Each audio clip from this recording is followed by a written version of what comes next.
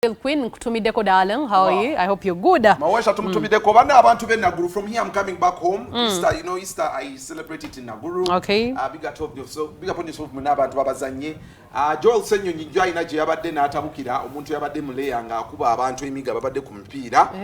Joel Senyo I think yeah, sometimes we need to voice this. This is wrong. But every Ugandan has a right to live in this country. I know. So just because ate muntu kuba akubebyo ne waba onkutenga ndache mbadde nkoze ngoli musirikale nkwata bulungi mulimu abasirikale betwagala nagamba mukwano gwange 16 osi wali emuyengo omusajja oyo muntu abantu bawulijjo bamwagala mwete mwegomba kubeera ko ngolinga omwogezi wa polisi waffe gwe twagala ennyo ne gwe nojja noyisa buya abantu wevimbye like there are those just because under abantu mujja banyigiriza mujja baleetera okuva mu musayi mu nyindo ete muntu nyigiriza already ennyindo zitonya naye nga twebaza our sponsors Club Beer ne twebaza Sky View then netwebaza bannafa abamuonya Herbal Research Center. Yes, Herbal Research Center abali wano ku particular building Platinum Wellness Spa Arapex Tile Adhesive. Hey, gwagala okola tiles ngazi ne ziri mu kizimbe ku masengere wekwate Arapex Tile Adhesive gwagala ekyokunywa ekirungi Sky View ayagala okubanga atogogola komisuwa Sky View ayagala okubanga ateka mudu kabadde kafuddemu oli wako obadde oli bowadi olaba ka movie wakawekwate club ateka ice cold kawomera ddala otuka mu supermarket twaba wa magezi olutuka mu kifonga tabaina Club Beer zaako bononya ako kunywako kusibulukirako olwalero nga ka Sky View tebakalina tebamanyi bye batunda. Okay, there you go. Tweyongere mu mbozi ndoza tusasusa. Of course twine mbozi ya Pastor Bujjingo. Omusumba. Bawa Makula. Bino byamugamba musimanyi bamuloga. Tebamuloga yagwa mulavu.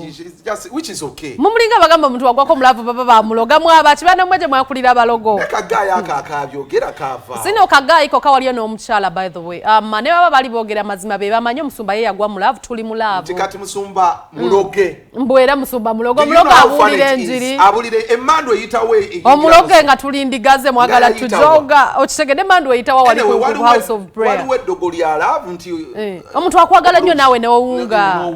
Yes, ate ekirala leero abagambye oba yandogandoge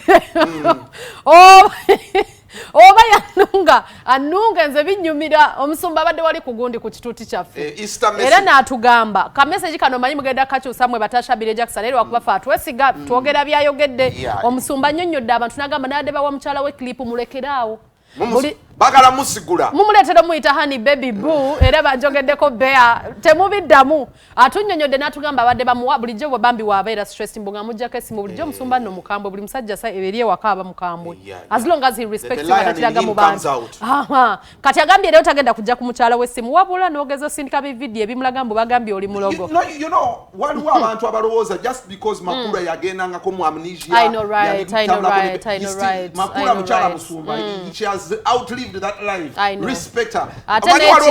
Waliwo n'omuntu ogenda mabala yonna gy'ogenda nganzi nete kinfuula muntu mubi anti kachiri bwe kitegedde waliwo tashi obukyali buno nga mu club kati right now tubunga nawe bwatambula nga you are nobody ate nze bwali tebumbongako kuba ndi mukambwe you become somebody they feel they still by the way abantu abasinga abovunanyizibwa bayitako mu bifo bwebityo omuntu okulokoka kuba ku mutima obulungi bwo buli munda tebuba kungulu so I believe pastor teyali muzibe okubanga mbawala bonna be yali alaba yalonda mu Makula you understand tuchekirize mulekerawe ennugu chagwa bamwagala katubilabe banange katulabe embozi eno message eno mugitwale nga nkulu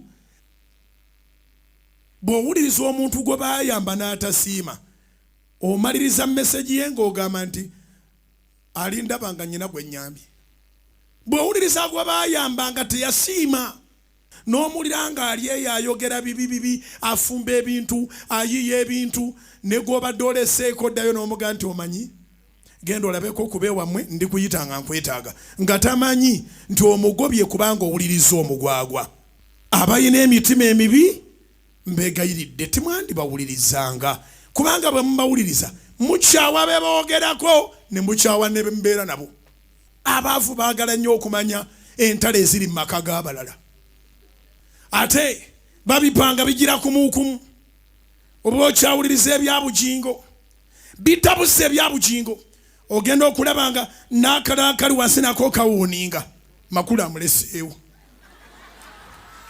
n'ogamba kamaliriza ebyabujingo Amalato okulira kali oyinza n'okukayimiriza n'omala okulaba Makula amuleseewo.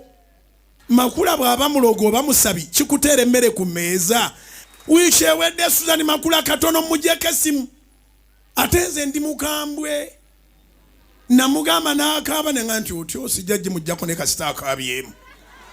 Ate kati kano kenjogedde nako gufuuse mutwe mulamba ku social media.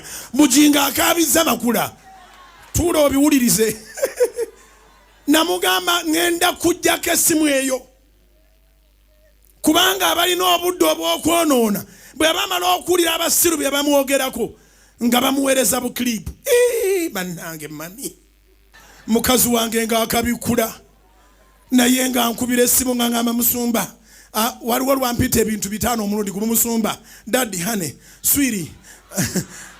Ne ngamba Katonda nange kati ndi kiku byonna. Bw'owulira amannya gonna agaleetera kumukumu ng'omanya bamuweereza aka clip anyiize. Temuddamu biweereza mukazi wange.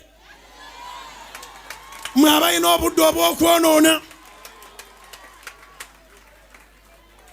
Essimu saagi mugyeko kati mwe bengobye. Timuddamu bimuweereza.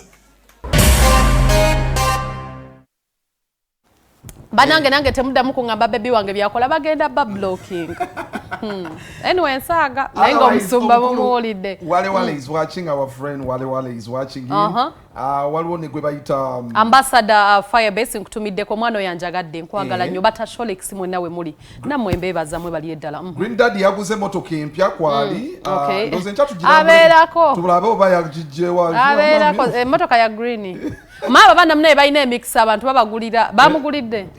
Oba yakoze nnyo. Ate twagala omanye. Kale muzibwa tulina ffe tusala ekigambo naye tulina okukakasa abantu abamu bagamba gym is a lifestyle naye waliwo abakola gym as kwetega kola gym. Nze nine ya netega lene mugamba mukwano wetega munaku muno. Muterere